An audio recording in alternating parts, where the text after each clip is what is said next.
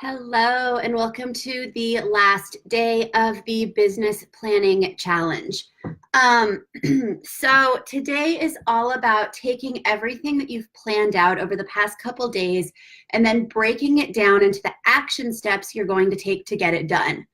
Um, One thing I want to note about all of this is yes, I broke it down into a step-by-step process. On Monday, I had you do the annual planning. Yesterday, we did the 3-month planning, and today we're looking at, your weekly and daily tasks.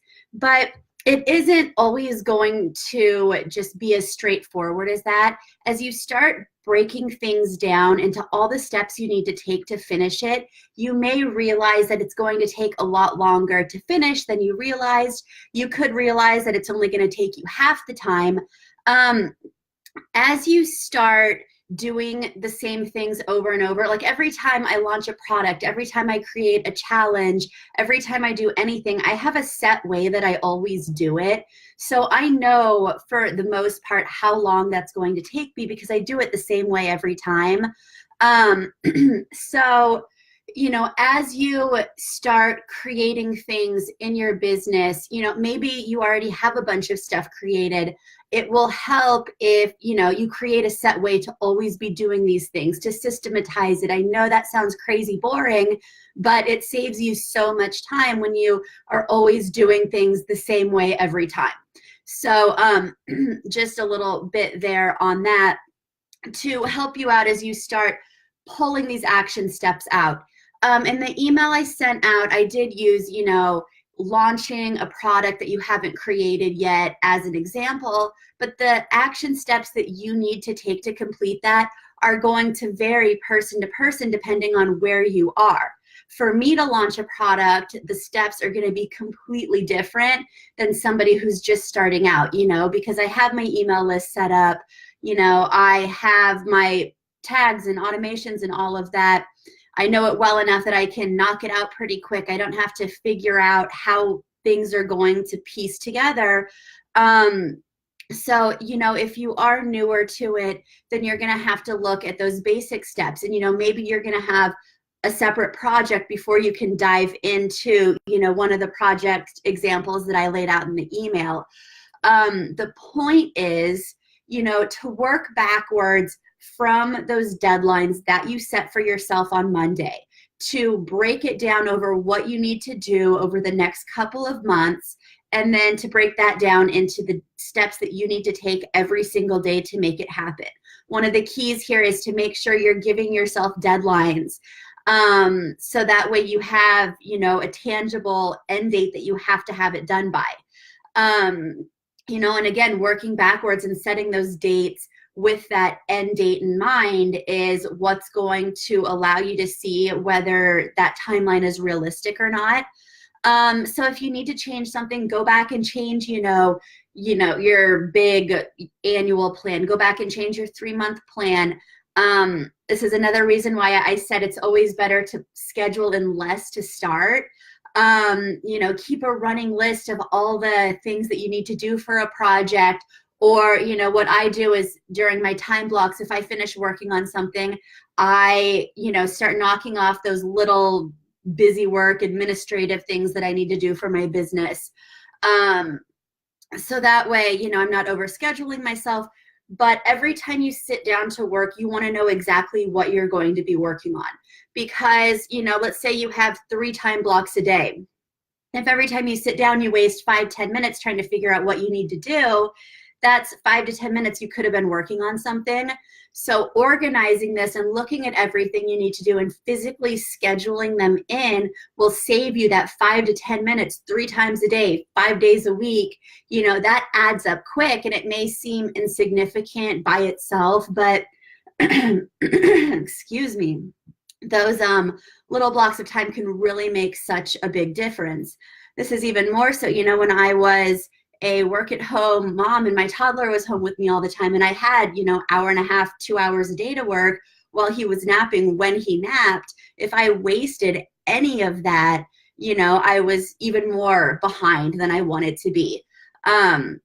So, you can't know what those day-to-day tasks are unless you have that big picture goal. So that's why I started there. But then once you start breaking it down, you can go back and expand on that if that makes sense.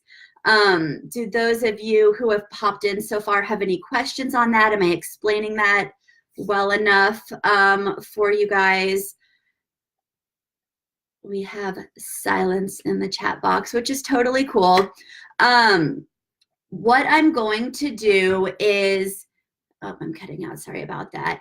I'm going to give you guys today, tomorrow to find some time to plan things out.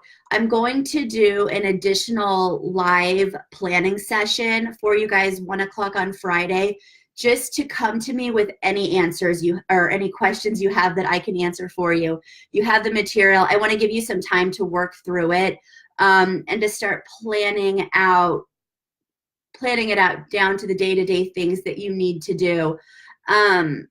You know, like I said, a lot of it is subjective, person to person. So I will be there to help you brainstorm any ways or anything you need help with personally to break your day down, break your projects down, plan out big stuff, whatever it is. I'm going to set aside 1 hour on Friday from 1 to 2 Eastern time. So that's not going to be in the group. It's not something I'm going to want to record just because I'm opening it up to personal questions. So I will drop the Zoom link in an email and in the Facebook group if you want to join that way. Just to, awesome, pretty clear. You're really liking this. Good. I hope that I simplified it. You know, planning doesn't necessarily have to be difficult. Some people make it way more difficult than it needs to be. But yeah. I think that you're not really going to see what trips you up about it until you start doing it. So really, you know, I can do all of this myself in 10 minutes. I would, you know, maybe set aside a half an hour to work through it. I don't think you would need all that time just to brainstorm and then start breaking, you know, those first couple things down that you want to do. You don't want to schedule out, you know, yes, you're doing the big annual plan, but anything past 3 months is probably going to change between now and then. So you don't want to put anything in stone then. You know, for the next couple months, map things out. And then once you have those deadlines, that's what you really want to try to stick to.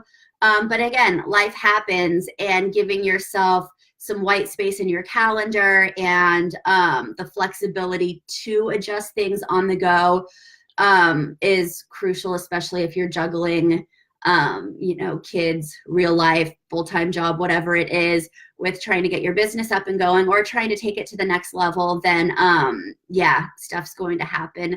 So planning with that in mind, I think, is the key to going at it without losing your mind in the process. So, okay, if there are no further questions, I think I explained it all pretty well in the email.